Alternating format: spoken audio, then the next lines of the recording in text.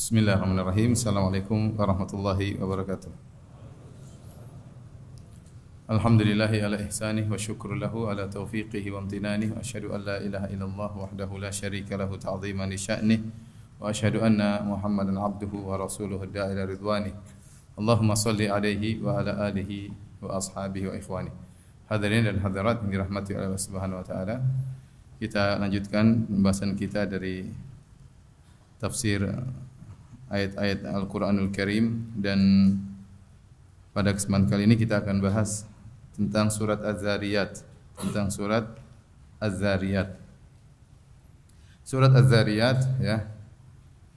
Nah, dinamakan dengan surat Az-Zariyat atau surat Waz-Zariyat karena kata Az-Zariyat tidak ada dalam Al-Qur'an kecuali dalam surat ini.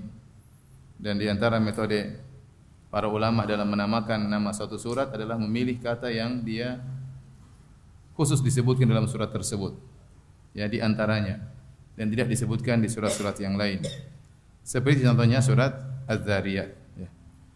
Dan Az-Zariyat ya, suratnya surat Makkiyah. Turun sebelum Nabi sallallahu alaihi wasallam berhijrah ke kota Madinah, dan sering kita sampaikan surat Makkiyah nuansanya adalah berbicara tentang tauhid, tentang kerasulan Nabi Muhammad sallallahu alaihi wasallam, tentang Al-Qur'an dari Allah Subhanahu wa taala. Selalu tiga topik utama yang dibahas oleh surat-surat Makkiyah, yang karena ini isu yang sedang ditolak oleh orang musyrikin Arab, yaitu tentang kerasulan Nabi Muhammad sallallahu alaihi wasallam, tentang Al-Qur'an adalah turun dari Allah Subhanahu wa taala, dan yang ketiga tentang hari kiamat ya. Mereka menolak tiga perkara ini. Maka kalau kita perhatikan madmun atau konten dari surat Az-Zariyat juga berkaitan dengan permasalahan tersebut. Allah Subhanahu wa taala membuka firman-Nya dengan wadz-dzariyati dzarwa. Demi angin yang menerbangkan debu dengan kuat. Wadz-dzariyat. Metode sumpah dalam bahasa Arab dengan menggunakan wa. Setelah wa datang kata tersebut kemudian dikasrah akhirnya seperti wallahi, itu namanya sumpah. Wallahi wa rabbi al-ka'bati. Asalnya Rabbul Ka'bah, pemilik Ka'bah, tapi tatkala jadi sumpah maka dimulai dengan wa kemudian dikasrah wa rabbil ka'bati wallahi ya. Fa wa rabbika ya, itu namanya sumpah. Sama wadz-dzariyati demi az-zariyat. Apa makna az-zariyat? Dahulu di zaman Umar bin Khattab radhiyallahu anhu ada seorang namanya Shabiq bin Aisal. Orang ini tadinya belajar ilmu, tetapi dia berlebih-lebihan sehingga dia suka bertanya-tanya tentang ayat-ayat yang sulit untuk dipahami, sehingga menimbulkan kebingungan pada banyak orang. Selalu cari masalah, tanya ayat-ayat yang mutasyabihat. Maka akhirnya disebutkanlah hal ini kepada Umar bin Khattab radhiyallahu anhu. Maka datanglah dia bertemu dengan Umar bin Khattab radhiyallahu anhu, kemudian dia bertanya, "Wahai Umar, apa maknanya wadz-dzariyat?" Dan Umar tahu orang ini mencari masalah ya. Ya, tanya kata-kata yang susah dan cari masalah. Maka Umar tidak jawab. Yang Umar kerjakan adalah Umar menghukum dia, dipukul dan dipenjarakan. Karena orang cari masalah ya. Tatkala dia sudah menghukum orang tersebut, ada yang bertanya, maka Umar menjawab dengan wadz-dzariyat. Wadz-dzariyat artinya demi angin, Tapi intinya ya, dahulu di zaman Umar ada namanya seorang Shabiq bin Aisal, kerjaannya adalah bertanya tentang perkara-perkara yang sulit untuk membingungkan orang. Maka tatkala Umar tahu niat dia buruk, maka Umar tidak menjawab, tapi Umar radhiyallahu anhu memberi hukuman kepada dia, dijalat atau dipukul dengan pelepah korma dan yang semisalnya, kemudian dipenjarakan ya. Baik, wadz-dzariyati dzarwa. Para ulama berselisih pendapat tentang makna wadz-dzariyati dzarwa, fal hamilati wiqra, fal jariyati yusra, fal muqassimati amra. 4 sumpah yang datang berturut-turut. Sebagian ulama berpendapat bahwasanya ini semua berkaitan dengan malaikat. Wadz-dzariyat adalah demi malaikat, wal hamilat demi juga malaikat. Ya, dzariyat malaikat yang mengatur angin, fal hamilat malaikat yang mengatur awan misalnya, ya fal jariyat dan seterusnya berkaitan dengan malaikat. Dan kita tahu dalam Al-Qur'an sering Allah bersumpah dengan malaikat seperti wal mursalati urfa, kemudian wan naziati gharqa, was safat, ya. Dan banyak ayat-ayat di mana Allah bersumpah dengan malaikat untuk menjelaskan bahwasanya para malaikat adalah makhluk Allah Subhanahu wa taala yang juga di bawah perintah Allah Subhanahu wa taala. Kenapa? Karena orang musyrikin dahulu mereka menganggap malaikat adalah putri-putri Allah. Sehingga sebagian mereka menyembah malaikat, ya. Sebagian mereka menyembah malaikat, ya. Jadi Allah bantah pemahaman mereka bahwasanya malaikat adalah makhluk-makhluk Allah dan mereka bukan putri-putri Allah dan mereka di bawah perintah Allah Subhanahu wa taala. Ini pendapat sebagian ulama menafsirkan ayat-ayat ini berkaitan dengan Allah bersumpah dengan malaikat. Sebagian lagi, dan ini pendapat yang jauh, mengatakan bahwasanya ini Allah berbicara tentang wanita. Allah bersumpah dengan para ibu-ibu, ya. Wadzariyati dzarwa, demi ibu-ibu yang ya mampu untuk melahirkan atau memiliki benih-benih untuk melahirkan bayi. Kemudian fal hamilati wiqra, demi ibu-ibu yang mengandung bayi dan seterusnya. Namun ini juga pendapat yang lemah dan pendapat yang jauh dari kebenaran, dibantah oleh banyak ulama di antaranya Syinqiti rahimahullahu taala, dan pendapat yang lebih kuat ada yang mengatakan bahwasanya wadzariyati dzarwa, yaitu demi angin yang berhembus dan menghembuskan debu. Fal hamilati wiqra, Allah menggunakan fa, fal hamilati wiqra, demi awan-awan yang membawa air yang siap untuk dicurahkan menjadi hujan. Fal jariyati yusra, demi kapal-kapal yang berlayar dengan mudah. Fal muqassimati amra, demi malaikat-malaikat yang membagi urusan. Ini sebagaimana yang tersebutkan dalam terjemahan Al-Qur'an. Kalau antum buka terjemahan Al-Qur'an demikianlah. Ini salah satu penafsiran ulama. Ya. Jadi saya ulangi, mereka menafsirkan wadzariyati dzarwa, demi angin yang menerbangkan debu dengan kuat. Allah menyebut tentang angin. Kemudian fal hamilati wiqra, demi awan yang membawa ya hujan yang siap untuk dicurahkan.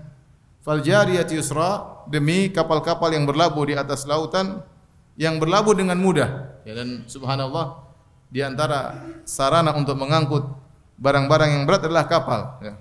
Kapal bisa mengangkut barang-barang yang sangat berat yang tidak mampu untuk diangkut oleh pesawat misalnya, ya. Pesawat barang-barang diangkut sangat terbatas. Adapun kapal bisa dengan membawa barang-barang yang sangat berat dan bisa berjalan dengan mudah dengan izin Allah Subhanahu wa taala.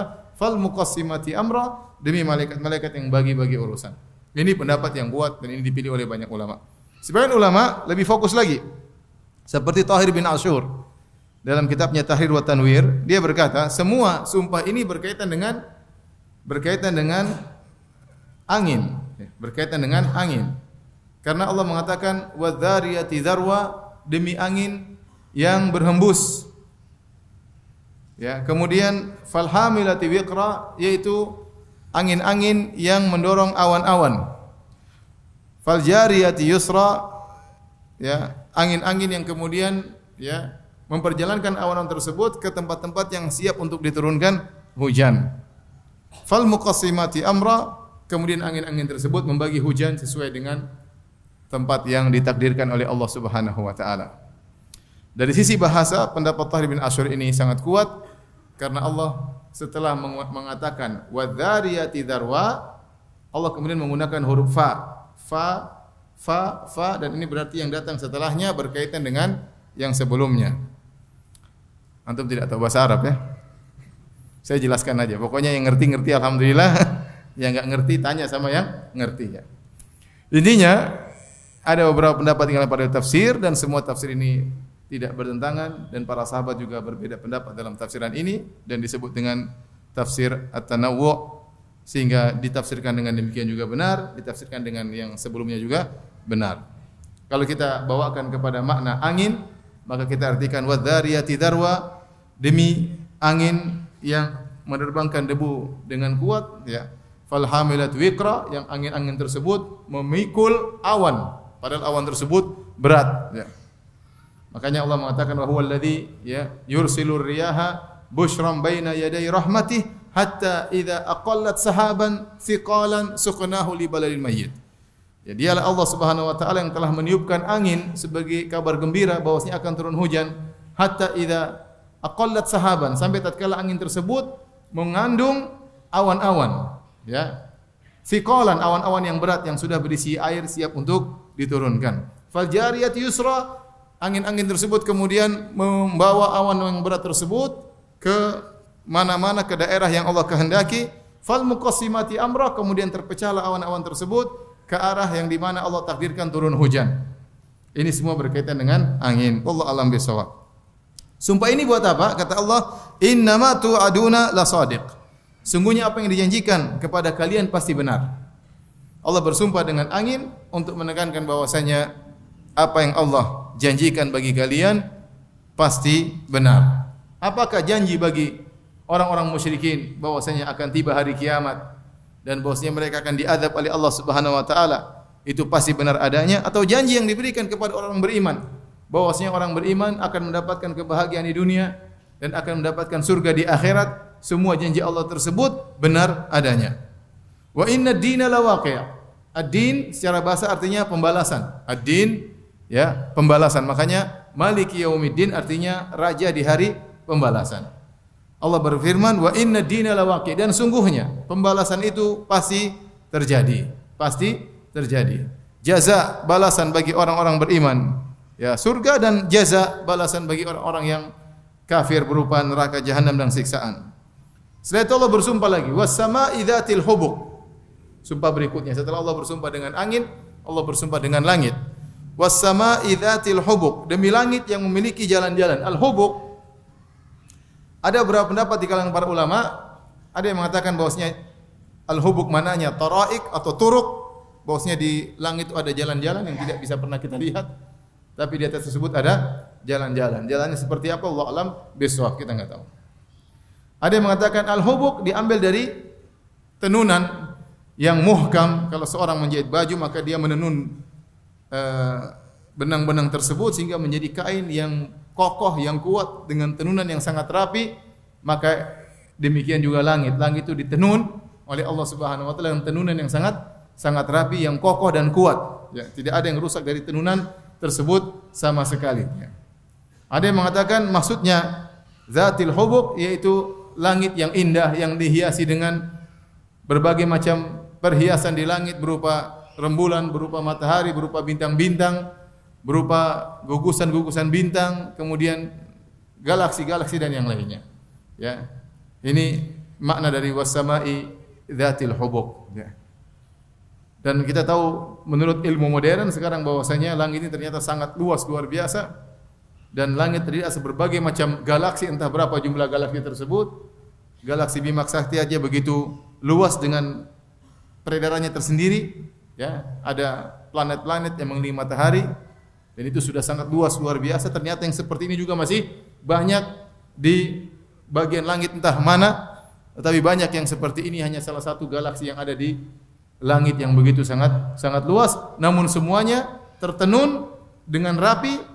Ya, tidak bertabrakan, masing-masing beredar pada orbitnya masing-masing, punya aturan tersendiri masing-masing galaksi tersebut, dan tidak mengalami tabrakan di antara galaksi-galaksi tersebut. Oleh karena sebagian ulama zaman sekarang mengatakan itulah makna di antaranya was-sama'i dzatil hubuq, bahwasanya langit memiliki tenunan yang rapi yang tidak ada kerusakan sama sekali. Ya. Antara galaksi yang satu dengan galaksi yang lain ada hubungannya. Wallahu a'lam bishawab. Kata Allah, innakum lafi qaulin mukhtalif. Sungguhnya kalian berada dalam perkataan yang kontradiktif. Jadi Allah mengatakan innakum lafi, sungguh kalian itu wahai orang-orang musyrikin, lafi, sungguh-sungguh benar-benar dalam perkataan yang kontradiktif, dan mereka selalu kontradiktif dalam berbagai hal. Contoh, masalah hari kiamat mereka berbeda pendapat. Ada di antara mereka mengatakan hari kiamat tidak mungkin terjadi. Ada yang mengatakan mungkin yang dibangkitkan ya hanyalah ruh. Ada yang mengatakan begini, ada yang mengatakan begitu. Jadi mereka berselisih. Ya, dan ini sudah kita singgung waktu surat An-Naba. Mereka juga berselisih misalnya dalam masalah Nabi SAW. Perkataan mereka penuh kontradiktif. Ada yang mengatakan Nabi majnun, orang gila. Ada yang mengatakan Nabi orang penyihir. Ada yang mengatakan Nabi mashur, tersihir. Ya. ada yang mengatakan nabi kahin, dukun, ada yang mengatakan nabi syair, penyair. Dan mereka tidak sepakat dalam hal tersebut karena mereka tahu apa yang mereka ucapkan semua salah. Sehingga mereka akhirnya berselisih dalam kesalahan tersebut. Apa yang harus mereka tuduhkan kepada Nabi sallallahu alaihi wasallam. Ya, mereka demikian, selalu berselisih. Makanya Allah mengatakan innakum lafi qaulin mukhtalif. Ya, sungguhnya kalian selalu dalam perselisihan. Demikian dalam akidah mereka. Mereka juga memiliki Tuhan yang berbeda-beda dan keyakinan mereka terhadap patung yang satu berbeda dengan patung yang lain sehingga mereka selalu dalam kondisi kontradiktif. Dan Allah menggunakan lafal lafi, sungguhnya mereka dalam perselisihan, seakan-akan perselisihan tersebut, kontradiksi tersebut selalu melazimi mereka, tidak pernah lepas dari mereka. Kata Allah Subhanahu wa taala, yu'faku anhu man ufik. Dan dipalingkan darinya orang-orang yang dipalingkan. Maksudnya apa? Orang-orang musyrikin dipalingkan dari kebenaran. Mereka dipalingkan dari memahami Al-Quran. Padahal Al-Quran selalu dibaca oleh Nabi SAW. Dibaca oleh para sahabat. Padahal Al-Quran bahasa Arab yang mereka ngerti betul tentang bahasa Arab. Mungkin kalau mereka dengan Al-Quran, mereka lebih paham daripada kita. Mereka tahu penunjukan bahasa Arab. Mereka tahu balaghah dalam bahasa Arab. Mereka tahu penunjukan kata-kata bahasa Arab. Mereka lebih paham daripada kita. Cuma yufaku anhum man ufik. Mereka dipalingkan. Sehingga mereka tidak mau beriman dengan Al-Quran. Makanya mereka saling berwasiat di antara mereka, la tasma'u li hadzal Qur'an walghaw fihi la'allakum taglibun. Jangan kalian dengar Al-Qur'an dan bikin kegaduhan agar kalian bisa mendominasi Al-Qur'an. Jangan sampai kalian mau mendengar Al-Qur'an. Jadi suatu yang benar-benar nyata di atas kebenaran, mereka tidak beriman. Kenapa? Dipalingkan. Dan ada orang-orang seperti itu. Dia tahu benar ini, dia tahu betul-betul ini suatu kebenaran, tapi dipalingkan hatinya. Dia tidak mau beriman. Sama terhadap Rasulullah SAW. Yu'faku anhu man ufik. Mereka dipalingkan darinya. Ini ada yang mengartikan Al-Quran, dipalingkan dari beriman kepada Al-Quran. Ada yang mengatakan dipalingkan dari beriman kepada Nabi SAW. Artinya apa? Mereka benar-benar tahu tentang kebenaran Muhammad SAW. Muhammad, orang yang jujur. Bahkan mereka pernah menggelari Muhammad dengan Al-Amin. Ya. Seandainya Muhammad mau mengikuti kemauan mereka, tentu Muhammad yang akan menjadi pemimpin kota Mekah, pemimpin kota Quraisy. Mereka tahu tentang Rasulullah sallallahu alaihi wasallam, bagaimana nasabnya yang paling mulia, siapa kakek Nabi Abdul Muthalib dulu penguasa kota Mekah, bagaimana kejujurannya, semua sempurna pada diri Nabi sallallahu alaihi wasallam, tapi yufaku anhum man ufik, dipalingkan. Mau bagaimana lagi? Makanya saya sering selalu berpikir tentang orang munafik. Orang munafik itu apa lagi yang kurang bagi mereka? Mereka hidup di zaman Nabi SAW. Mereka melihat Muhammad SAW. Mereka melihat akhlak Nabi SAW. Mereka dengar solat Nabi SAW. Mereka mendengar ceramah Nabi SAW. Mereka melihat mukjizat Nabi SAW. Tetapi mereka tidak beriman. Yu'faku anhum man ufik. Mereka dipalingkan. Hidayah di tangan Allah Subhanahu wa taala. Bayangkan bagaimana melihat langsung Nabi SAW namun tidak beriman. Yang terjadi pada orang-orang munafik. Terjadi juga pada orang-orang musyrikin. Kemudian kata Allah Subhanahu wa taala, "Kutilal kharrasun." Terlaknatlah orang-orang yang berdusta. Kutila yaitu binasalah atau terkutuklah orang-orang yang pendusta. Kharras dari al-khars. Al-khars artinya menduga-duga.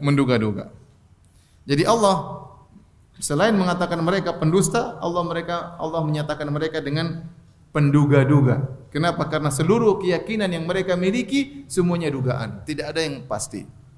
Tatkala mereka mengatakan Muhammad majnun, hanya dugaan mereka. Mengatakan Muhammad penyair, hanya dugaan mereka. Tidak ada yang pasti. Keyakinan mereka terhadap berhala cuma dugaan mereka. Dan mereka kemudian berusaha memastikan dugaan-dugaan tersebut yang tidak ada dalilnya. Iyattabi'una illa dhanna, yang mereka ikuti hanyalah persangkaan. Keyakinan mereka tidak dibangun di atas dalil, argumentasi yang kuat, hanya sekedar dugaan. Apa yang mereka ucapkan tentang Muhammad, apa yang mereka ucapkan tentang hari kiamat, apa yang mereka ucapkan tentang Al-Quran, semua hanyalah dugaan. Maka Allah cela, kata Allah, kutilal kharrasun. Terlaknatlah orang-orang yang membangun akidah mereka di atas dugaan-dugaan semata. Alladzina hum fi ghamratin sahun, yang dimana mereka terbenam dalam kebodohan yang melalaikan. Mereka sibuk dalam kebodohan mereka sehingga mereka lalai dari beriman kepada kebenaran. Setelah itu kata Allah, yas'aluna ayyana yaumuddin, dan mereka bertanya, kapan hari pembalasan tersebut? Ya. Mereka sering sesumbar, wahai Muhammad, kapan hari kiamat? Anda mengatakan akan tiba adanya surga, adanya neraka, akan tiba begini, akan tiba adanya yaumul hisab, hari kebangkitan, macam-macam. Kapan? Pertanyaan mereka apa? Kapan? Nabi tahu enggak kapan hari kiamat? Nabi enggak tahu ya. Tapi zaman sekarang sudah ada yang tahu ya. Sebagian dai mengatakan, oh sebentar lagi hari, 3 tahun lagi Dajjal akan apa? Muncul. Kalau Dajjal akan muncul berarti Dajjal muncul, Nabi Isa muncul, kemudian Nabi Isa hidup 7 tahun, berarti 10 tahun lagi hari kiamat. Ya. Subhanallah, sebagian orang nekat ya. Ya, memprediksi kapan hari kiamat. Hati-hati ya ikhwan ya. Tidak semua orang untuk mendengar ceramahnya ya. Ya. Karena sekarang banyak dai-dai yang kemudian, atau sebagian, saya tidak katakan banyak, sebagian dai-dai yang menjadi paranormal ya. Mulai meramal ini, meramal anu, meramal ini, meramal anu, dan dusta, tidak ada yang benar. Sayang tidak ada yang mengumpulkan ramalan mereka pada tahun-tahun sebelumnya. Kalau ada yang kumpulkan kemudian mengungkap, sekarang dia akan tahu bahwasanya ini pendusta. Hanya membuat gelisah banyak orang dan ramalannya ngawur. Katanya ilmu apa? Cocoklogi.com ya. Dicocok-cocokkan. Hati-hati. Taib, yas'aluna ayyana yaumuddin. Mereka bertanya kapan hari kiamat? Yaumahum 'alan nari yuftanun. Mereka tanya, Muhammad, kapan hari kiamat? Kapan hari kiamat? Kata Allah Subhanahu wa taala, yaumahum 'alan nari yuftanun. Hari kiamat atau hari pembalasan akan terjadi tatkala kalian dibakar. Kapan tiba hari kiamat? Akan datang tatkala kalian dibakar. Itulah hari apa? Kiamat. Jadi mereka mengejek Rasulullah SAW, tanya-tanya kapan hari kiamat. Jawabannya juga ejekan sama mereka. Kapan hari kiamat? Ya, hari nanti terjadi ketika kalian dibakar. Itulah hari kiamat. Itulah hari pembalasan. Dzuqu fitnatakum hadzal ladzi kuntum bihi tasta'jilun. Rasakanlah, maka pada hari tersebut akan dikatakan kepada kalian, rasakanlah siksaan kalian. Inilah yang dulu kalian minta disegerakan. Jadi orang-orang musyrikin dahulu mereka sesumbar selalu minta kapan hari kiamat. Kapan, mana azab ya. Ya. Fa'tina bima ta'iduna in kunta minas shadiqin. Mereka berkata demikian kepada para anbiya. Datangkanlah azab yang kau janjikan kalau benar-benar kau jujur. Mana buktinya? Fa'tina bima ta'iduna in kunta minal mursalin. Datangkanlah kepada kami azab kalau kau benar-benar utusan Tuhan. Mana azabnya? Jadi mereka sering yasta'jilunaka bil azab. Mereka sering memohon, mana azab, segerakan. Wa idz qalu Allahumma in kana hadha huwal haqqu min indika famtir alaina hijaratan minas sama'. Tatkala mereka berkata, ya Allah, jika memang ini Al-Qur'an benar datang dari Engkau, turunkanlah hujan batu dari langit untuk menimpa kami. Jadi mereka sering sesumbar. Tapi Allah tidak turunkan azab. Ada waktunya Allah turunkan azab ya. Karena kalau setiap orang yang bermaksiat Allah turunkan azab, turun azab, maka tidak ada ujian dalam kehidupan ini. Tidak ada ujian. Kalau setiap orang kafir pasti binasa di dunia, pasti binasa, maka tidak ada ujian. Hidup ini adalah untuk diuji. Beriman kepada yang gaib. Maka kata Allah, nanti pada hari kiamat kepada mereka tatkala mereka diazab, dzuqu fitnatakum hadzal ladzi kuntum bihi tasta'jilun. Rasakanlah azab kalian. Inilah azab yang dahulu kalian minta disegerakan. Setelah itu Allah sebutkan tentang kenikmatan di surga. Kata Allah, innal muttaqina fi jannati wa uyun. Sungguhnya orang-orang yang bertakwa berada dalam taman-taman surga dan mata air. Hadirin, Allah Subhanahu wa taala menyebutkan bahwasanya surga berkaitan dengan orang-orang yang bertakwa. Dan itu banyak dalam Al-Qur'an. Uiddat lil muttaqin. Ya, surga yang Allah siapkan bagi orang-orang yang bertakwa. Jadi surga Allah siap untuk orang bertakwa. Siapa orang bertakwa? Takwa secara bahasa Arab artinya adalah penghalang, yaitu anta ja'ala bainaka wa baina adzabillahi wiqayah. Namanya takwa yaitu kau menjadikan penghalang antara engkau dan neraka jahanam. Maka sebisa mungkin kau membuat penghalang antara engkau dengan neraka jahanam, maka itulah kau bertakwa. Ya. Maka seorang berusaha bertakwa dalam kehidupan ini. Takwa tatkala di hadapan umum dan takwa tatkala bersendirian. Maka seorang berusaha sebagaimana sabda Nabi sallallahu alaihi wasallam, "Ittaqillah haitsu ma kunt." Bertakwalah kepada Allah dimanapun kau berada. Apakah tatkala di tengah-tengah keluarga, atau tatkala sedang bersafar, apakah tatkala di Indonesia atau tatkala di luar negeri, apakah tatkala kau sedang bersama banyak orang, atau tatkala kau sedang bersendirian di kamar atau di hotel atau di mana, hendaknya kau bertakwa. Karena Allah hanya menyiapkan surga bagi orang-orang yang bertakwa. Dan takwa saya katakan tadi secara bahasa Arab yaitu engkau menjadikan penghalang antara engkau dengan neraka jahanam. Maka setiap perkara yang kau tahu membuat kau semakin dekat dengan neraka jahanam, maka jauhilah. Jangan kau dekati. Jangan kau nekat untuk mendekatkan dirimu kepada neraka jahanam. Dan saya ingatkan hadirin, ini zaman sekarang zaman fitnah. Ya.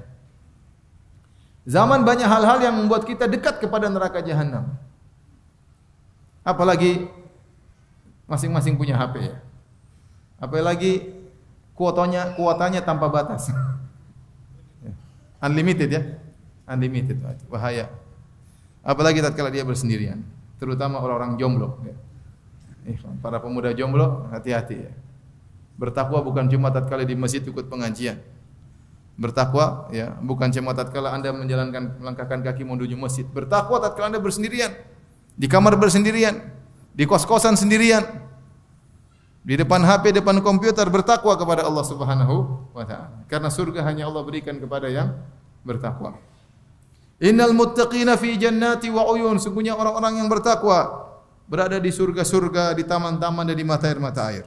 Akhidina ma atahum rabbuhum, dan mereka mengambil apa yang Rabb mereka berikan kepada mereka. Akhidina mengambil dengan tangan. Maka ini ditafsirkan oleh para ulama dengan dua makna. Makna pertama mengambil. Di surga kita banyak yang kita ambil. Ambil buah-buahan ya. Ambil makanan ya. Gait bidadari ya. Banyak yang bisa kita ambil dengan tangan. Tapi banyak kenikmatan yang juga tidak kita ambil dengan tangan, yang kita lihat, yang kita dengar begitu indah, yang kita lihat begitu indah.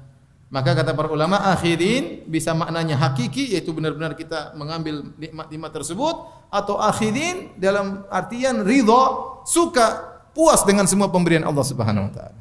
Puas dengan semua pemberian Allah Subhanahu wa taala, dan di surga tidak ada yang tidak puas. Semuanya puas dengan kenikmatan yang Allah berikan kepada penghuni surga. Itu di dunia sering kita tidak puas. Sudah keluar uang banyak beli mobil, ternyata waduh, ada kekurangannya. Beli rumah, sudah senang-senang masuk, oh ternyata ada kekurangannya ya. Udah menikah dengan seorang wanita, ternyata banyak kekurangannya. Udah menikah dengan seorang laki, ternyata jomblo ini kedengaran saja bagus, ternyata kenyataannya penuh dengan apa? Kekurangan, dan banyak kekurangan. Kita sering tidak puas di dunia ini. Tapi kalau di akhirat, akhirina, pasti puas, pasti puas. Apapun yang kita rasakan pasti mendatangkan kepuasan. Mau makanan, mau minuman, mau yang kita dengar, yang mau kita lihat, mau berbicara, mau apapun kita akan puas. Innahum kanu qabla dzalika muhsinin. Kenapa mereka bisa demikian puas di surga mendapatkan banyak kenikmatan? Allah sebutkan, karena innahum kanu qabla dzalika muhsinin. Dahulu mereka sebelum di surga, waktu di dunia mereka muhsin. Muhsin berbuat ihsan. Apa itu ihsan? Ihsan mencakup dua hal.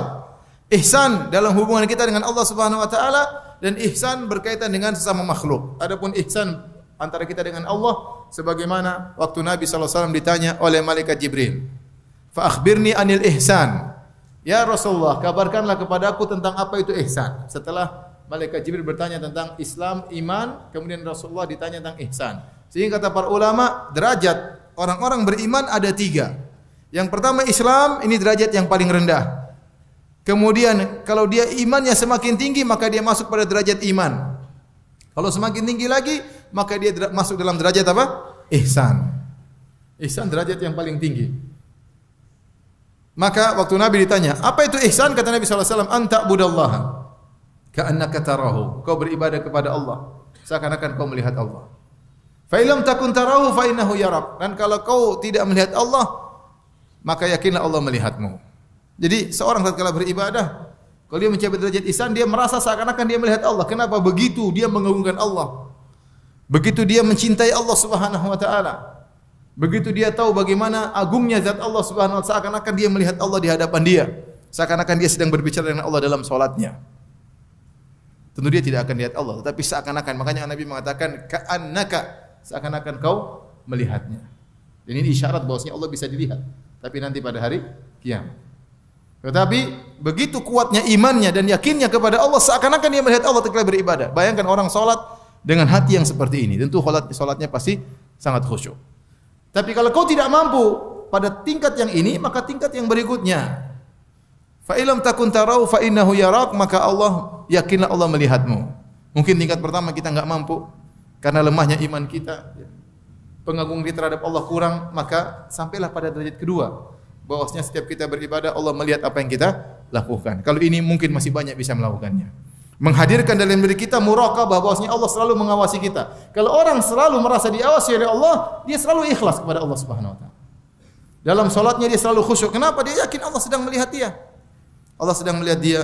Allah sedang melihat dia ruku', Allah sedang melihat dia sujud. Ya. Kata Allah Subhanahu wa taala, "Wa tawakkal 'alal hayyil ladzi la yamut, alladzi yaraka hina taqum wa taqallubaka fis sajidin."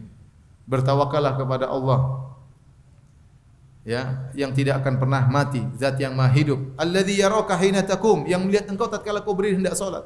Wa taqallubaka fis sajidin, tatkala sedang sujud Allah melihat engkau. Jadi seorang waktu salat dia merasa dilihat oleh Allah Subhanahu wa taala. Seorang tatkala berbakti kepada orang tuanya, dia merasa dilihat oleh Allah Subhanahu wa taala. Seorang tatkala berbuat baik kepada istrinya, kepada anaknya, tatkala dia bersedekah kepada orang miskin, tatkala dia membantu orang lain, tatkala dia sedang berdakwah, dia selalu merasa Allah sedang melihatnya. Orang seperti ini fokusnya hanya pada penilaian Allah Subhanahu wa taala. Maka dia tidak akan tertimpa dengan riya. Namun kapan kita kehilangan perasaan ini, maka mudah kita terserang riya. Apa kata orang? Apa kata orang? Apa kata ini? Apa kata anu? Maka seorang berusaha mencapai derajat ini, kalau dia tidak bisa merasa seakan-akan melihat Allah, maka yakinlah Allah selalu melihat dia. Itulah derajat ihsan. Ini hubungan dia dengan Allah Subhanahu wa taala. Adapun ihsan yang kedua adalah hubungan dia dengan sama makhluk. Maka dia berbuat yang terbaik bagi makhluk, bersedekah, membantu mereka dengan kata-kata yang baik, dengan senyuman, dengan bantuan fisik, dengan bantuan materi, dengan bantuan pemikiran. Bagaimana berbuat baik kepada makhluk, bahkan kepada hewan. Kalau kita bisa berbuat baik, lakukan yang terbaik. Maka inilah muhsin, ya, antara hubungannya dengan Allah atau hubungannya dengan sama makhluk. Makanya setelah itu Allah sebutkan ihsan, contoh ihsan antara dia dengan Allah dan antara dia dengan makhluk. Adapun antara dia dengan Allah, maka Allah sebutkan contoh yang paling mulia salat malam. Di antara bentuk ihsan yang paling terbaik bagi diri seorang antara dia dengan Allah adalah salat malam. Kata Allah, kanu qalilan minal laili ma yahja'un. Mereka orang muhsin ini, orang yang muhsin ini, mereka hanya sedikit tidurnya. Hanya sedikit apa? Tidurnya. Ayat ini ada dua penafsiran. Penafsiran pertama mengatakan kanu qalilan minal laili ma yahja'un. Mereka hanya sedikit tidur di waktu malam, ma yahja'un, yaitu mereka tidak meletakkan lambung mereka di tempat tidur karena mereka sedang salat malam. Allah tidak mengatakan mereka salat malam, tetapi Allah mengatakan mereka tidurnya sedikit, ya, tentunya buat apa? Buat salat malam. Allah sebutkan tidur. Kenapa? Karena orang yang salat malam tentu dia berjuang. Dia untuk melawan ngantuknya, kelezatan berbaring di atas tempat tidur. Apalagi di musim dingin, luar biasa. Ya, keinginan untuk tidur itu luar biasa. Kalau antum tinggal di negara yang 4 musim, seperti di Saudi misalnya atau di Eropa misalnya, musim dingin itu musim yang sangat lezat buat apa? Buat tidur. Sangat lezat buat apa? Buat tidur. Tetapi mereka meninggalkan kelezatan tidur tersebut untuk bermunajat kepada Allah. Maka ini orang yang ihsan. Ya. Tafsiran pertama demikian, tidur malamnya sedikit, kebanyakannya buat salat malam. Tafsiran kedua mengatakan, kanu qalilan minal laili ma yahja'un, yaitu mereka sedikit tidurnya atau apa namanya, mereka ada waktu meskipun sedikit untuk salat malam. Mereka ada waktu untuk salat malam meskipun sedikit. Ini tafsiran kedua. Ya. Mereka tetap ada waktu untuk salat malam meskipun apa? Sedikit. Ya, kita memilih tafsiran mana? Pertama atau kedua? Kedua lebih ringan. Ini dua tafsiran di kalangan para ulama. Ada yang mengatakan pertama, tidur mereka sedikit. Yang kedua, salat malam mereka meskipun sedikit tetap salat malam. Maka nasihat saya untuk saya pribadi, antum sekalian, bagaimanapun kondisi antum, jangan tinggalkan salat malam. Meskipun hanya 1 rakaat. Ya. Meskipun cuma 1 rakaat. Pokoknya setiap malam harus salat malam. Usahakan agar kita termasuk dari orang-orang ini yang Allah sebutkan dalam Al-Quran. Perjuangan, lawan rasa ngantuk meskipun cuma 10 menit, meskipun cuma 5 menit. Ya, karena menurut tafsiran kedua, yaitu orang-orang yang tetap salat malam meskipun cuma apa? Sedikit. Tafsiran kedua ini lebih menyenangkan. Tafsiran pertama berat. Ya. Gimana Ustaz, mau tidur sedikit, besok jam sebelum subuh sudah berangkat kerja ke Jakarta. Pulang-pulang sudah jam 10 malam, gimana mau tidur? Enggak tidur, enggak mungkin. Dan sulit untuk kita menerapkan ayat ini kalau zaman sekarang, zaman now seperti ini. Ya, makanya kalau tafsiran kedua, ya.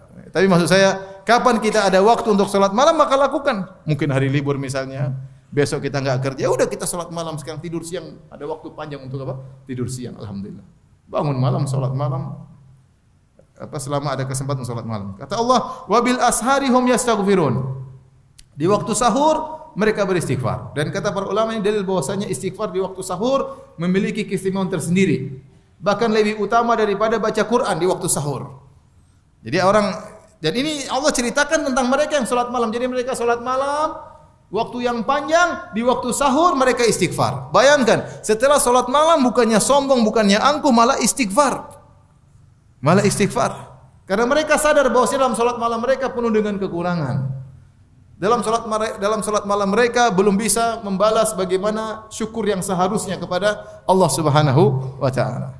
Bosnya mereka tahu salat malam yang mereka bisa lakukan benar-benar karunia dari Allah Subhanahu wa taala. Kenapa? Karena orang sangat mudah ujub kalau dia salat malam. Apalagi dia tinggal sama banyak orang, dia bangun. Subhanallah, luar biasa saya. Semua orang tidur, saya bangun. Masya Allah. Wali. Ada aja setan membisikkan. Masya Allah. Maka sangat mudah dia tertimpa dengan penyakit apa? Ujub. Maka untuk menghilangkan itu semua, dia istighfar habis salat malam. Di waktu sahur dia beristighfar, astagfirullah. Kalau kita ditanya, zikir apa yang terbaik? Zikir yang terbaik adalah baca Al-Quran. Tetapi pada waktu-waktu khusus, ada yang terbaik yang Rasulullah SAW tunjukkan, atau ada aturan syariat tersendiri. Seperti pagi petang, kita bilang yang terbaik baca Al-Quran. Tetapi ada waktu antum baca zikir pagi dan baca zikir apa? Petang. Itu lebih baik daripada Al-Quran. Contoh seperti sahur, yang terbaik kita di malam hari baca Al-Quran, tetapi khusus waktu sahur sisihkan waktu selain baca Quran untuk apa? Istighfar. Oleh karenanya waktu orang-orang anak-anak Yakub alaihissalam mohon untuk diminta ampunkan oleh bapak mereka setelah mereka melakukan kesalahan kepada Nabi Yusuf, qalu ya abana istaghfir lana dzunubana inna kunna khati'in. Ya bapak kami, mohonkanlah ampunan bagi kami kepada Allah Subhanahu wa taala, sungguhnya kami telah berbuat salah terhadap adik kami Yusuf. Kata Yakub alaihissalam, qala saufa astaghfiru lakum rabbi. Saya akan mohonkan ampunan untuk kalian kepada Rabbku. Dia tidak mengatakan saufa itu artinya akan, tapi waktunya panjang, nanti saya akan mohon ampunan untuk kalian. Kata para ulama, seakan-akan Nabi Yakub berkata, nanti waktu sahur baru saya akan panjatkan permohonan tersebut. Jadi dia sengaja memilih waktu yang tepat untuk apa? Istighfar, yaitu di waktu apa? Sahur. Ini contoh ihsan yang terbaik. Kalau antum ingin buktikan antum muhsin, yang terbaik hubungan antum dengan Allah, salat malam. Benar-benar antum bisa melatih, menghadirkan diri bahwasanya saya sedang melihat Allah. Atau menghadirkan dalam hati Allah sedang melihatmu, karena enggak ada yang lihat antum.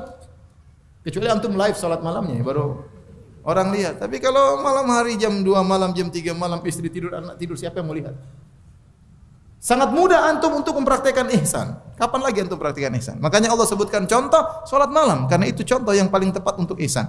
Kemudian bagaimana ihsan dengan makhluk? Kata Allah, wa fi amwalihim haqqul lisa'ili wal mahrum. Dan mereka tahu bahwasanya dalam harta mereka ada hak harta yang harus mereka berikan kepada orang yang meminta-minta dan orang yang tidak minta-minta tapi membutuhkan. Ini sudah saya pernah jelaskan tentang makna al-mahrum. Al-mahrum yaitu orang yang yahsabuhumul aghniya minat ta'affuf. Orang menyangka dia tidak butuh, orang menyangka dia orang kaya bahkan karena dia tidak pernah minta-minta padahal dalam kondisi apa? Kekurangan. Maka tugas kita yang memiliki kelebihan harta, kita cari orang-orang tersebut dan akan terlihat dari bagaimana wajah mereka, raut wajah mereka, bagaimana mereka mungkin berdoa nangis-nangis. Ini ada masalah ini, nangis-nangis misalnya. Kita harus peka. Terutama kawan-kawan kita, lihat kondisi mereka, tanya bagaimana kondisinya, kalau perlu kita datang ke rumahnya. Ya. Kita jaga harga diri mereka, tidak perlu mereka datang minta kepada kita. Kita yang ngantarkan harta kepada mereka. Ini perbuatan yang sangat mulia. Ya, jadi Allah sebutkan ya bahwasanya di antara bentuk ihsan bagaimana seorang rela, kita tahu setiap kita cinta sama harta. Tapi dia rela melawan kecintaannya tersebut demi untuk meraih kecintaan kepada Allah Subhanahu wa taala. Maka harta yang dia cintai dia sumbangkan. Dan ikhwan, saya katakan sedekah perlu latihan. Kalau antum enggak latihan, antum bakalan pelit sampai mati. Dia harus latihan. Punya duit latihan, udah kasih bismillah, kasih aja. Meskipun berat antum kasih aja. Kasih aja bismillah. Kasih bismillah. Kalau antum latihan sekali, 2 kali, 3 kali, insyaallah antum menjadi orang yang dermawan dan orang Allah kasih antum harta dari arah yang tidak antum sangka-sangka. Ya, dan itu harus dilawan. Sama salat malam harus dilawan, rasa ngantuk harus dilawan. Terus antum salat malam sampai kalau antum tidak salat malam rasanya siang itu hambar rasanya. Kenapa tadi malam saya tidak salat malam? Terus biasakan diri antum salat malam sampai timbul perasaan seperti itu, berarti ini tanda kebaikan bagi diri antum. Kemudian kata Allah Subhanahu wa taala, wa fil ardi ayatul lil muqinin, dan di bumi itu ada tanda-tanda kebesaran orang bagi orang-orang yang meyakini. Banyak sekali tanda-tanda kebesaran Allah di bumi ini. Kita lihat ya, bagaimana ciptaan Allah yang luar biasa, tumbuh-tumbuhan, hewan ya, sungai, lautan, banyak yang bisa kita lihat. Keajaiban pohon, keajaiban binatang-binatang, keajaiban lebah, banyak sekali yang kita lihat di atas muka bumi ini yang merupakan tanda-tanda kebesaran Allah bagi orang yang beriman bahwasanya ini ada penciptanya. Enggak mungkin semua ini berjalan dengan tanpa ada yang mengatur, ya. Tidak mungkin bisa berjalan tanpa ada yang mengatur. Setelah itu Allah mengatakan wa fi anfusikum. Demikian juga pada diri kalian.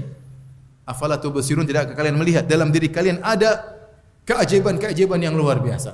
Kalau kita bicara tentang orang-orang tempo dulu yang belum ada teknologi, belum ada kecanggihan dalam medis dan yang lainnya, maka cukup dia melihat bagaimana manusia dari nutfah, setes air mani, masuk ketemu di tempat perempuan, tiba-tiba menjadi janin, ya, kemudian menjadi bayi, bagaimana bayi tersebut dari tidak bisa apa-apa, kemudian merangkak, kemudian besar, akhirnya mulai cerdas, dan seterusnya, kemudian sampai pada tingkat yang gagah, kemudian mulai melemah, menjadi tua, dan seterusnya.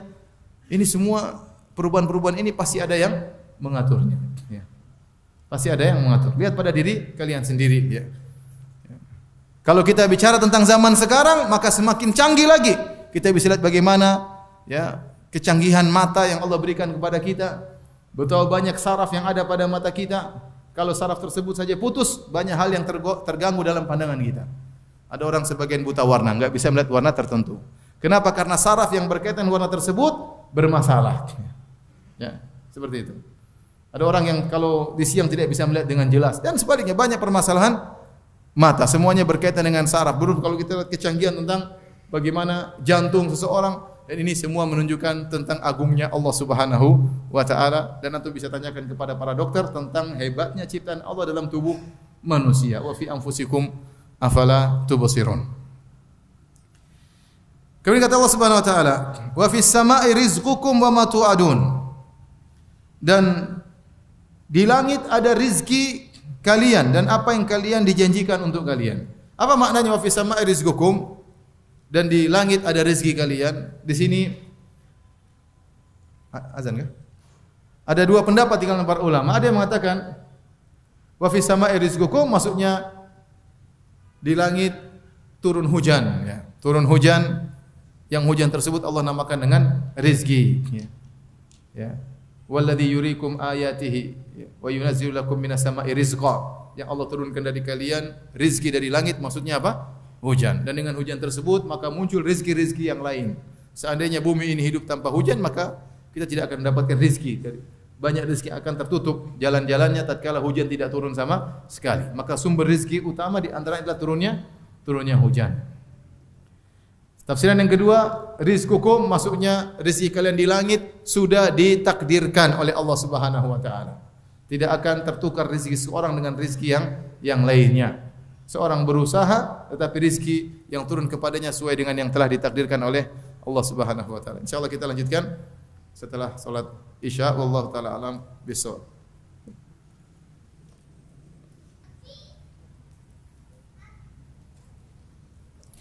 Bismillahirrahmanirrahim. Alhamdulillah salatu wassalamu ala Rasulillah wa ala alihi wa sahbihi wa mawala.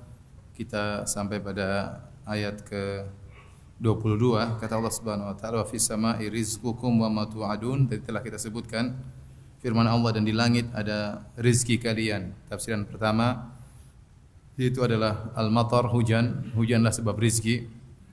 Dan Allah menamakan dalam ayat yang lain bahwasanya Allah menamakan hujan dengan rizki. Yang kedua maksudnya, pendapat kedua, maksudnya rezeki kalian telah ditakdirkan oleh Allah Subhanahu wa taala, maka tidak akan tersalahkan antara rezeki yang satu dengan rezeki yang lainnya. Seorang tidak akan makan rezeki orang lain. Wa ma tu'adun, demikian juga apa yang dijanjikan kepada kalian, yaitu surga yang dijanjikan pada kalian ada di langit. Dan ini ayat dijadikan dalil bahwasanya surga sudah ada dan letaknya di atas langit. Allah alam bisawab.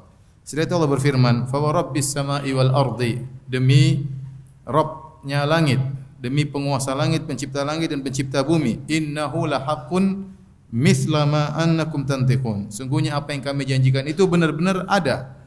Hari kiamat pasti terjadi, surga itu pasti ada, azab neraka itu pasti ada, dan kebenarannya itu mithla ma annakum tantiqun, seperti yang kalian ucapkan. Kalau kalian berbicara, kalian yakin kalian sedang berbicara tanpa keraguan sama sekali tatkala kalian sedang berbicara bahwasanya saya sedang berbicara, maka keyakinan itu sama dengan benarnya akan datang hari kiamat dan adanya surga dan adanya neraka jahanam.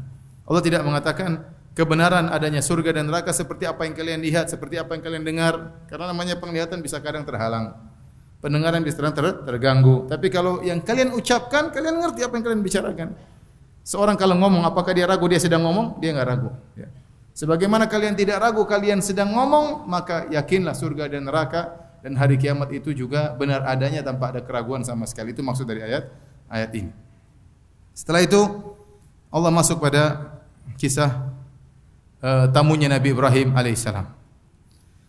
Kata Allah Subhanahu wa taala dalam surat Az-Zariyat ayat 24, "Hal ataka haditsu dhaifi Ibrahim al-mukramin?" Dan apakah setelah sampai kepadamu wahai Muhammad tentang kisah tamunya Nabi Ibrahim yang mulia, yang tamu-tamunya adalah para malaikat yang mereka datang bertamu ke rumah Nabi Ibrahim alaihissalam hanya sekedar mampir. Tujuan mereka ingin pergi ke kaum Nabi Lut alaihissalam untuk mendatangkan siksaan azab bagi para pelaku homoseksual. Tetapi sebelum mereka sampai ke kaumnya Nabi Lut, mereka mampir dulu ke Nabi Ibrahim alaihissalam. Dan mereka adalah para malaikat yang menjelma menjadi lelaki-lelaki yang sangat tampan. Ya. Ada yang mengatakan malaikat tersebut adalah malaikat Jibril, kemudian malaikat Mikail dan malaikat yang lainnya. Allah alam bisawab, tidak ada dalil yang tegas, tapi intinya mereka adalah sekelompok malaikat. Allah menamakan mereka dengan al-mukramin, yaitu tamu-tamu yang mulia. Ada dua pendapat. Pendapat pertama mengatakan mulia karena mereka malaikat, tentu malaikat mulia, tidak pernah membangkang perintah Allah, selalu menjalankan perintah Allah Subhanahu wa taala, selalu beribadah kepada Allah dan tidak pernah lelah dalam beribadah kepada Allah, maka mereka adalah makhluk-makhluk yang mulia.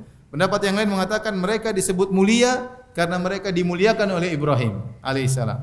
Jadi Ibrahim alaihissalam benar-benar menjamu mereka, memuliakan mereka dalam penjamuannya, sehingga mereka mulia dengan dijamu oleh siapa? Nabi Ibrahim alaihissalam dengan penjamuan yang mulia. Kata Allah, "Izdakhalu alaihi faqalu salama." Tatkala tamu-tamu tersebut datang menemui Nabi Ibrahim, mengetuk pintu, lantas mereka berkata salama, yaitu assalamu alaikum. Qala salam. Maka Nabi Ibrahim menjawab salam mereka dan berkata, "Salam, qaumun munkarun." Selamat datang kepada kaum yang saya tidak kenal. Mungkar itu tidak dikenal oleh Nabi Ibrahim alaihissalam. Nabi Ibrahim heran, ini orang bukan penghuni kampung tersebut. Datang Nabi Ibrahim tidak kenal. Dari mana mereka dan siapa mereka, Nabi Ibrahim tidak tahu. Tetapi Nabi Ibrahim alaihissalam punya kebiasaan memuliakan tamu. Siapapun yang datang, maka dia muliakan. Apakah dia kenal ataupun dia tidak kenal. Selama dia telah datang mengetuk pintu rumahnya Nabi Ibrahim, maka Nabi Ibrahim alaihissalam memuliakan tamu tersebut meskipun tidak dikenal sama sekali.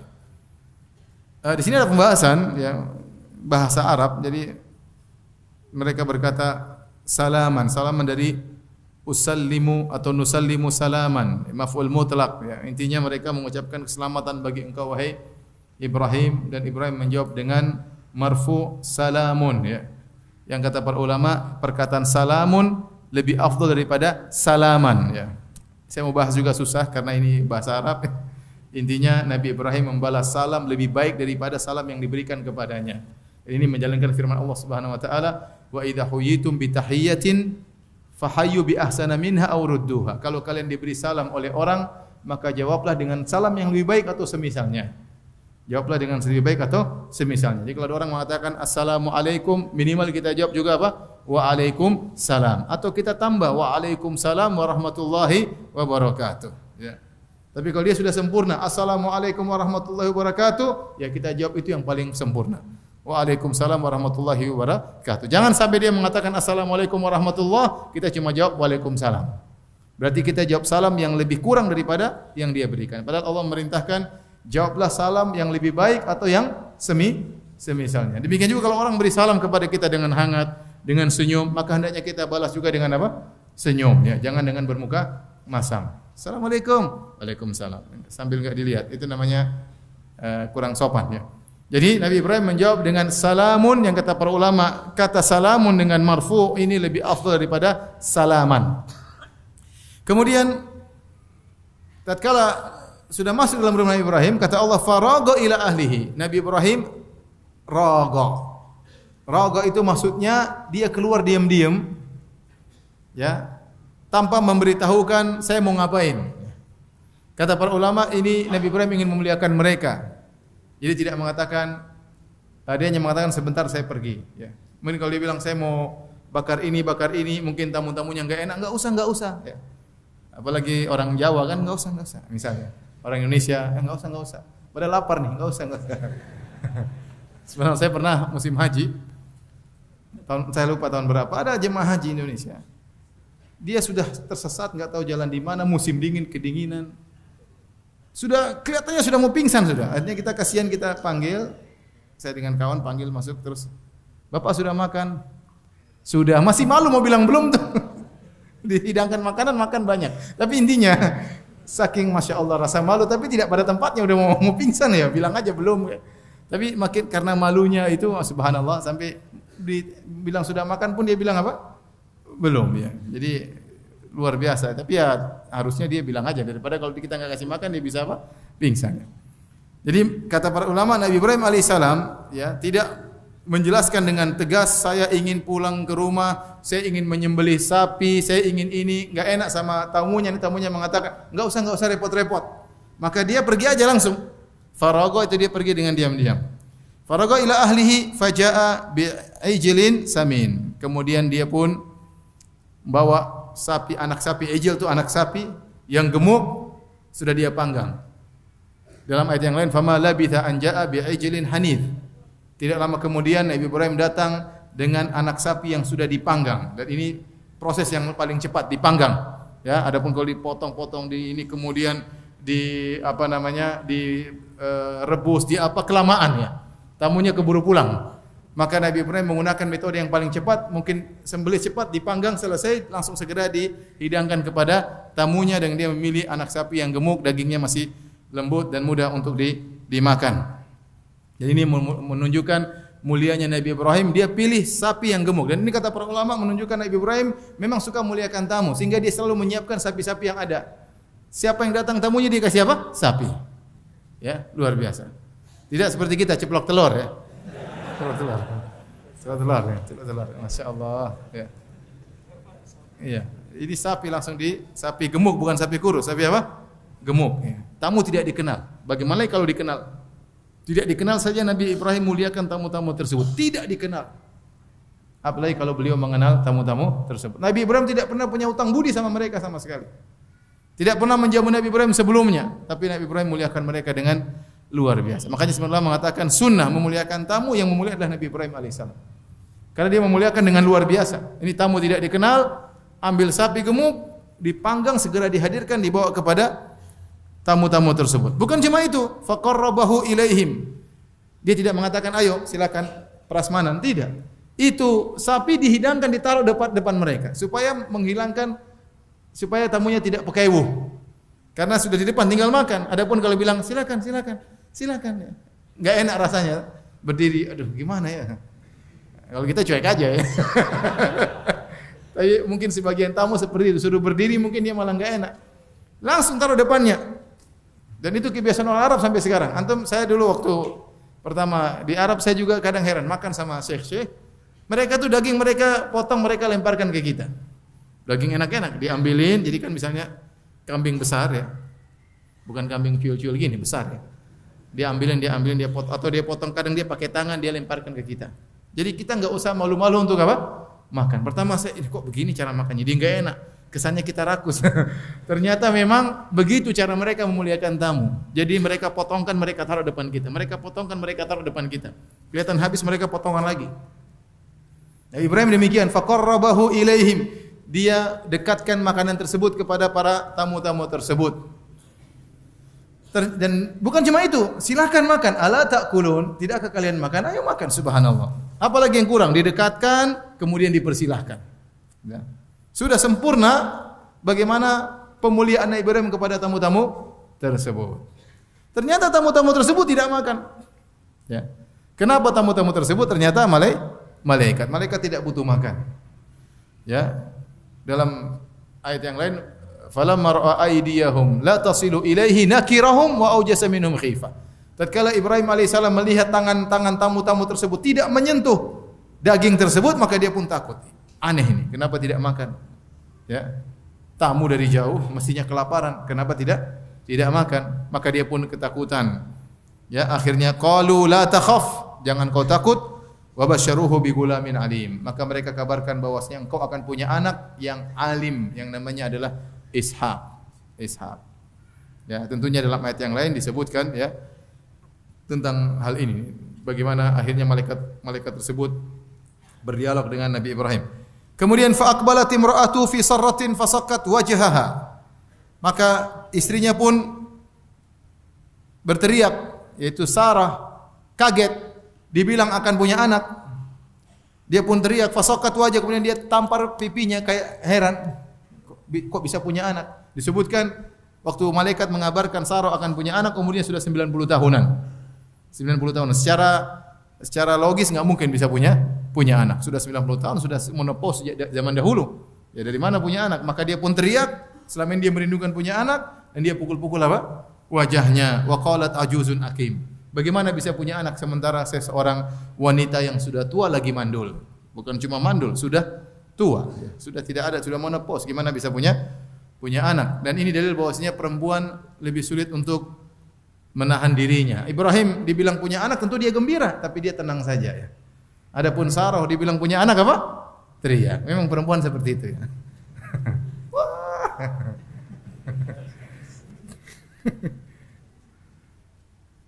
Kalau lihat sesuatu apa? Kaget ya.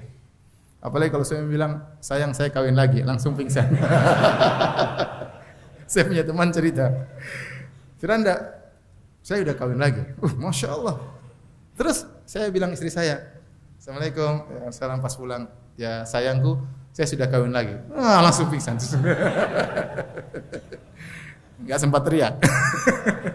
Intinya perempuan lebih sulit untuk menahan emosinya, makanya ekspresinya muncul dengan suara, dengan tangan ya.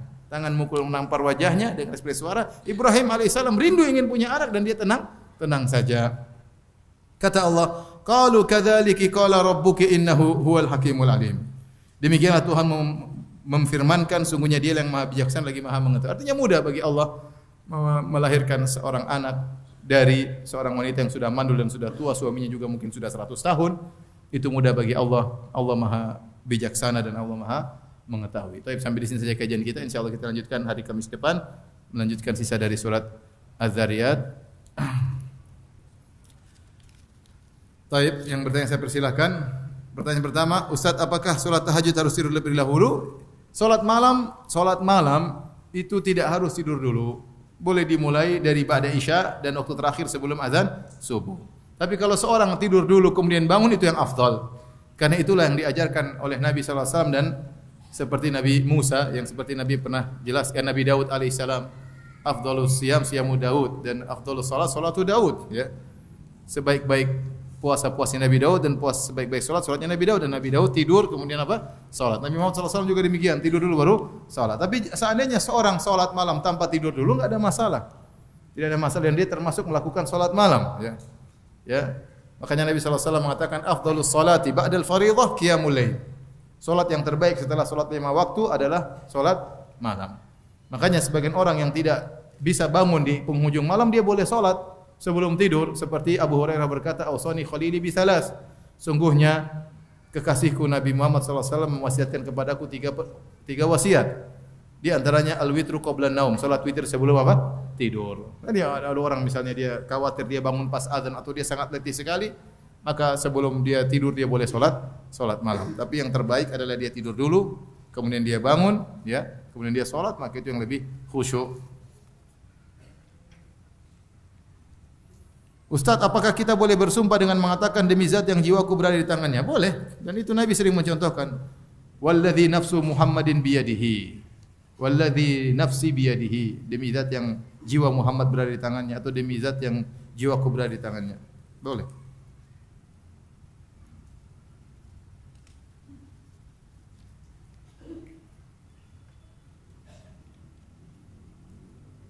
Ustaz, berdosakah bila saya berdoa kepada Allah agar tidak terlalu lama saya dihidupkan di dunia yang penuh fitnah dan ujian, karena saya takut bila terlalu lama saya hidup di dunia ini hanya menambah dosa, sedangkan amalan saya belum tentu diterima. Tidak, jangan demikian, ya. Kita berdoa kepada Allah dengan Nabi yang ajarkan. Kata Nabi sallallahu alaihi wasallam, la yatamanna ahadun al-mauta li dhurrin nazala bihi. Jangan salah seorang dari kalian meminta kematian gara-gara ada musibah atau kemudaratan yang menimpanya. Tidak boleh minta mati. Ya, wa in kana la budda fa'ilan, kalau memang dia ternyata harus meminta meninggal, maka hendaknya dia berdoa, Allahumma ahyini in kanatil hayatu khairan li wa tawaffani in kanatil wafatu khairan li. Itu doa yang kita boleh ucapkan. Ya Allah, hidupkanlah aku jika memang hidup itu lebih baik bagiku, dan wafatkanlah aku jika memang wafat itu lebih baik bagiku. Kita tidak tahu yang terbaik bagi kita apakah hidup ataupun mati. Bisa jadi kalau kita hidup ternyata Allah bukakan kita hidayah di kemudian hari, kita berbuat kebaikan, ya. Ya, dan kita tahu ternyata kita hidup bisa jadi nambah dosa, maka serahkan kepada Allah. Jangan bilang ya Allah matikan aku, jangan. Tapi kita ucapkan Allahumma ahyini in kanatil wafatu khairan li, ya Allah, in kanatil hayatu khairan li, ya Allah hidupkanlah aku jika hidup lebih baik bagiku, dan wafatkanlah aku jika wafat lebih baik bagiku.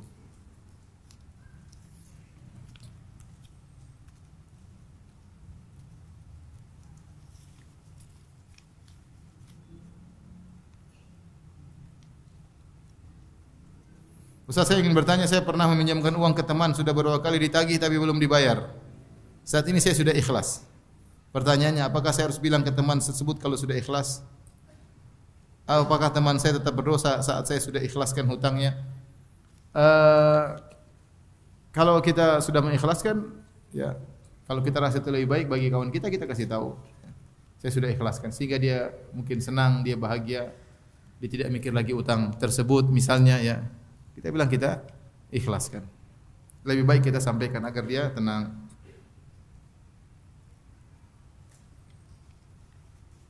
Tapi demikian saja kajian kita. Subhanakallah bihamdik asyhadu an la ilaha illa anta astaghfiruka wa atubu ilaik. Assalamualaikum warahmatullahi wabarakatuh.